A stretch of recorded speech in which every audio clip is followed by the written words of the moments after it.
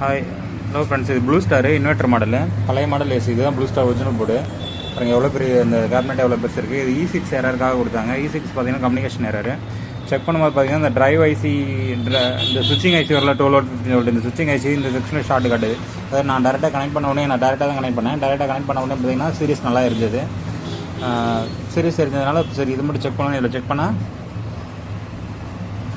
இந்த லைனில் ப்ராப்ளம் இருந்தது. சரி, ஏன்னா இந்த கம்ப்ளைண்ட் வந்துச்சுன்னா உங்களுக்கு IGBT ஷார்ட் ஆகிடும், IBM ஷார்ட் இருக்கும். அந்த IBM எப்படி செக் பண்ணுறது சொல்கிறோம் பாருங்கள். IGBT நல்லா தான் இருக்குது. இது இந்த பாசிட்டிவ் ப்ரோப் வந்து பார்த்திங்கன்னா க்ரௌண்டில் வச்சுடுங்க. க்ரௌண்டில் வச்சுட்டு இப்படி வச்சோம்னா நம்ம டையோடு வேல்யூ காட்டணும். IBM செக் பண்ணுறது வேல்யூ இப்படி தான் செக் பண்ணணும். இப்படி வச்சா நம்ம டையோடு வேல்யூ காட்டணும். இது எதுனா ஷார்ட் காட்டுச்சு அப்படின்னா IBM ஷார்ட் ஆகிருக்குன்னு அர்த்தம்.